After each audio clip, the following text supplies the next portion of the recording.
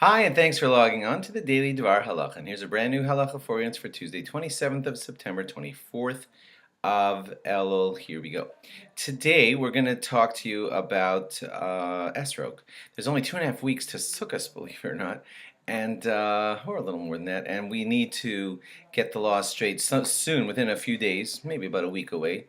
Some of you will start choosing your Esrogs, and we want to get what you're looking for. First of all, the shape. Do not buy an esrog that's round. A round esrog is actually not desirable at all. If it's perfectly round, it's actually invalid. Round like a ball is not what you're looking for in an esrog. The classic esrog shape is kind of narrow at the top and then wider at the bottom, like a pear, kind of. That's the classic shape. It doesn't have to be that shape, but that is when you want your esrog to be beautiful, that's the most beautiful shape to look for. Narrow at the top and wide at the bottom. Of course, an esrog is most beautiful when it has a pitom at the top of it, but it doesn't have to have a pitom.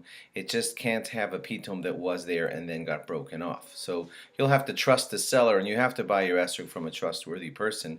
If they tell you that this grew without a pitom on it, then it's fine, and you can have it without a pitom. But if it grew with a pitom, then it has to have the pitom, and if that comes off, it could be the ruin of your esrog. So some people actually choose an esrog without a pitom because of that. That way they'll never have to worry about their pitom coming off, and that's fine.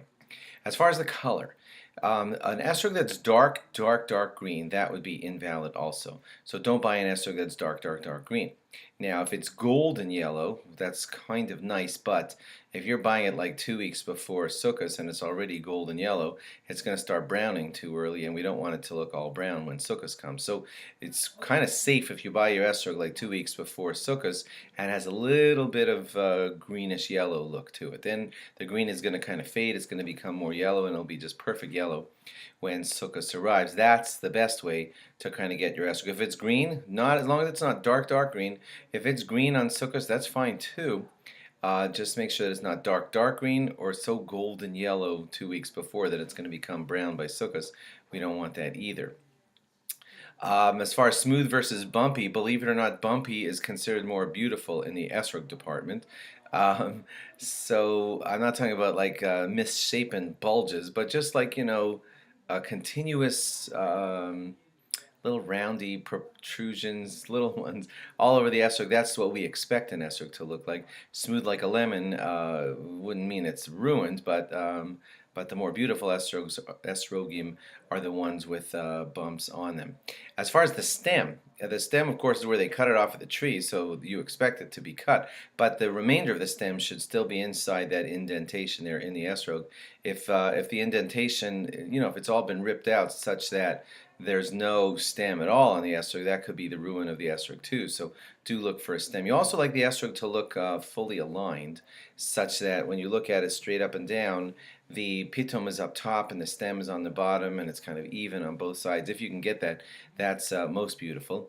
Most important that at the top third of the esrog there shouldn't be any black spots or anything.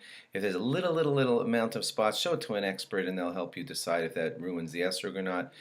When the spots are nearer to the bottom of the esrog, they're less of a problem, but a spot near the top can ruin an esrog. You need to show, it's a good idea to show any esrog that you got to a good competent rabbi so he can help you just be assured that the esrog that you bought is fine.